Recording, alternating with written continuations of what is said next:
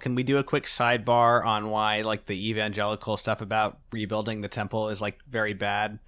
Yeah, so essentially, right, the purpose of the temple, St. Paul, or whoever wrote Hebrews, talks about this in the book of Hebrews. I tend to lean towards it St. Paul or someone in his circle. I think it's St. Paul, so I'll say that. But he talks about how the sacrifices of animals, they never actually took away sin in themselves. What they pointed forward to was Christ, who was to come and actually take away sin. And as I mentioned earlier, right, God brought those merits from the cross to the worshippers, even at the time of the Old Testament.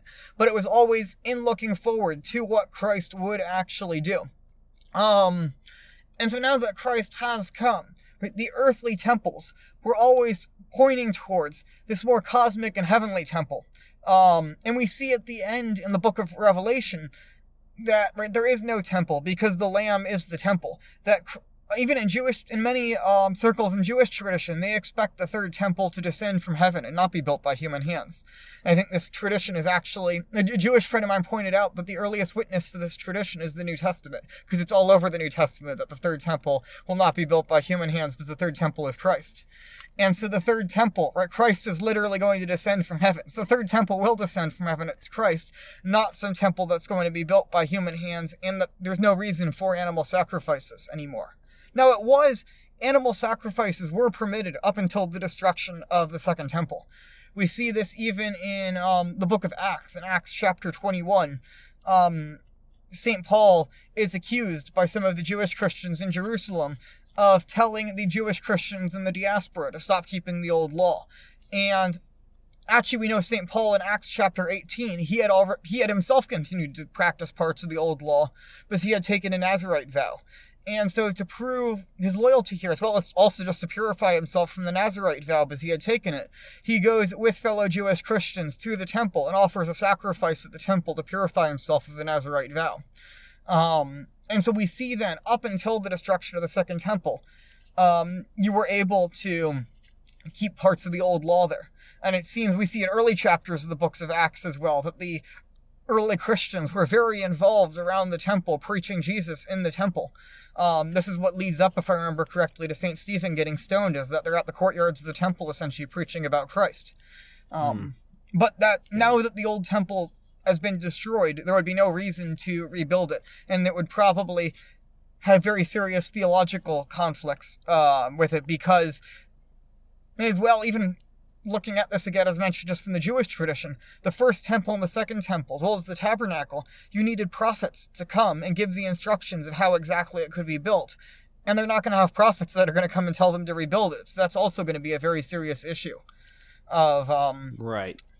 These, but isn't there an aspect of Catholic tradition that points to, you know, the rebuilding of the temple as being connected with the Antichrist in some way? Yeah, so there's a line in Second Thessalonians where St. Paul mentions the Antichrist sitting in the temple of God, proclaiming himself to be God.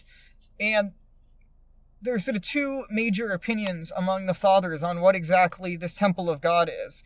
One common view is that the Jews are going to rebuild the temple, and essentially the Antichrist is going to use the Jews to rebuild this temple, but then ultimately the Antichrist will betray the Jews, and he's going to set himself up there, because the temple was seen as where God was enthroned. So in the center of the temple, in the Holy of Holies, you would have two cherubim that were seen as sort of the throne of God, and so God would be seated upon it. And so now the Antichrist would sit in the temple, proclaiming himself to be God, because he's sitting where the throne of God was. The other view is that the temple of God here is a reference to the church. And so it would be, the Antichrist would be some sort of great heretic within the church proclaiming himself to be God, or within an anti-church. And both those opinions, probably both. Yeah, exactly. And it could very well be both, because Yeah. the Antichrist, St. Thomas mentions how he's going to be not the absolute culmination of all evil, because since evil is not a genus, there's no ultimate evil. Yeah, right. But he's going to be the most wicked man to ever live. And so it could very well be that he's going to fulfill all sorts of different aspects of various theories about the Antichrist. I do always try to be a bit cautious about this future speculation. The Jews did lots of speculation about what the Messiah was going to be like, and then Jesus came, and he didn't fit those speculations, and so they said, oh, this can't be the Messiah.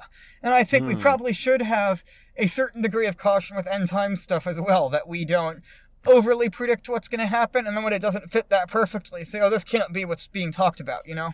But Wow, I think yeah, we that's a should great point. know about what the various church fathers have speculated on this.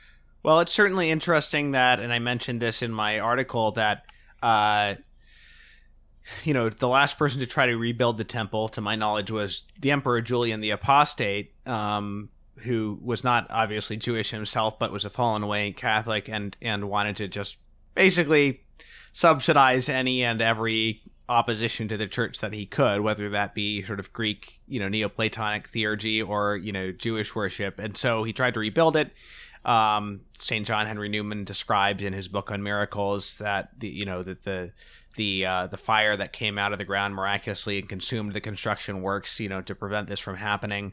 But Julian is considered, and Newman describes him as being a kind of, if we can speak of types just in history, not in scripture, being a sort of a type of Antichrist or an Antichrist himself. So it's just interesting on a historical level to consider that.